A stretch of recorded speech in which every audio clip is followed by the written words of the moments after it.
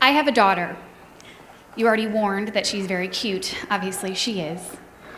She is 3.5, and she is strong and smart and capable. I may be biased, but I think that she is made of all the good things in this world. When I found out that I would be a mother to a daughter, I read an excessive number of books and articles about how to raise a strong, successful woman in our society. And they all had a similar theme. To raise a strong, successful woman in our society, you as a parent are tasked with building her confidence and showing her that she can do and accomplish just as much as her male counterparts. The ways to do this are slightly less clear, but they include things like positive affirmations early and often, and exposure to a variety of women leaders, and allowing your daughter to fail while simultaneously reminding her that she's capable of succeeding. This is no easy task. But so far, so good. My daughter is told every day that she is strong and smart and capable, and she is sure to remind us if we forget. We read books about women leaders, and we talk about all of the things that she can be when she grows up. But she is only 3. And one day, on the playground or in the classroom or at work, someone will tell her that she can't. And I will not be there to remind her of her worth. I can only hope that she is able to remind herself. Being a mother to a daughter has resulted in a lot of self-reflection, both personally and professionally. One of the things I think about in my work with diversity in the workplace are those books and articles I read in preparation for my daughter's arrival. Themes of confidence and knowing your worth.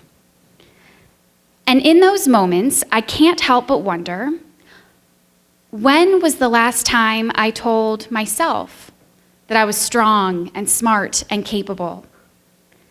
And when was the last time I told other women I work with of the same? Today, women earn 80 cents for every dollar a man makes and comprise slightly less than 5% of CEO positions in Fortune 500 companies. Are you surprised? Probably not. This information is not new. We've been exposing the wage gap on t-shirts, creating hashtags, and supporting nonprofits, all to ensure that this issue remains at the forefront of the gender equality debate. The causes of these discrepancies are multifaceted. They include things like unconscious behaviors, company culture, access to resources, and corporate policies. In response, businesses are making changes. Diversity trainings are becoming more common, and policies are being reviewed. Organizations across the country are starting to recognize that a diverse executive board results in unique and creative thoughts and ideas. But we're missing something that these programs cannot address. Unconscious bias is a social stereotype or preconceived notion about a particular group of people, and we all have them. Messages that we receive throughout our lives through a variety of mediums result in these messages that are often so deeply rooted in our unconscious that they inadvertently affect our actions and decisions. One illustration of these messages that children receive through some books and movies have a plot that pretty much always go like this. You have a woman depicted as a princess who finds herself in some terrible predicament. She's locked in some tower somewhere, or she's ingested some sort of poison. And because of her inability, she cannot remove herself from that situation. But, lucky for her, a man comes along, normally depicted as a prince, who saves her from this terrible situation, one that she would have remained in indefinitely if it weren't for him. They go on to live happily ever after, although happily ever after is rarely well defined. The message that children may receive through these types of books and movies are that women are incapable while men are capable. For example, when children as young as 6 years old are shown a picture of a man and a woman and are asked which picture they think represents the person that would be smarter, a majority of the children choose the male photo. When children just 1 year younger, at 5 years of age, are shown the same photo and asked the same question, a majority of the children choose the photo that represents their own gender. Boys choose the picture of the man, and girls choose the picture of the woman. So what this tells us is that in 1 year's time, between the ages of 5 and 6, little girls are deciding through these messages they're receiving through a variety of mediums that men are smarter than women. This is unconscious bias. Unconscious bias trainings are a response to these biases. While they vary, they typically walk participants through some basic steps. First, acknowledge that biases exist. Recognize your own biases.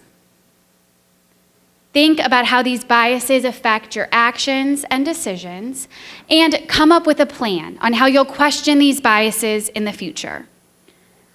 When we talk about unconscious bias, we typically focus outward on how we view others. Phrases like "those people have diversity leaders like myself" screaming biases. But what about the inward, internal bias? Women today rate themselves lower on self-performance evaluations than men of equal performance. Conflict-avoidant managers, those that would prefer to not have difficult conversations with their employees, affirm these overly critical or overly confident assessments simply by giving employees the same performance rating they gave themselves, resulting in a lower merit increase for women, a widening of the wage gap. Women apply to positions only when they meet 100% of the qualifications, while men apply to the same roles when they meet as little as 60% of the qualifications, directly impacting a woman's ability to advance in her career. And when women do change roles, they negotiate their salaries significantly less. In fact, men initiate negotiations 4 times more than women. And when women do negotiate, they ask for 30% less on average than men. This lack of initial negotiation is said to account for a $50,000 wage difference by the age of 60. Now, I don't know why every woman doesn't negotiate in the same way that men do, but I do know why I haven't. A fear of being perceived as too aggressive and unapproachable, abrasive and brash. Fears that other women in this room may relate to. Words that are typically only used to describe women.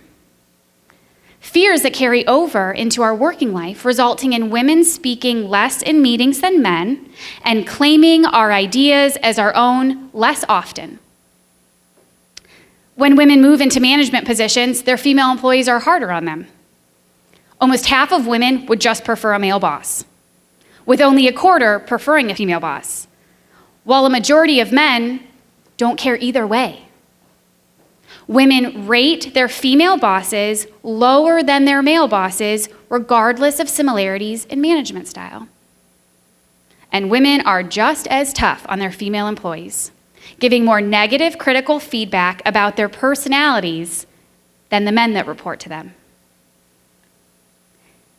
These messages that we've received throughout our lives, through a variety of mediums, have resulted in a deeply rooted, unconscious bias about ourselves.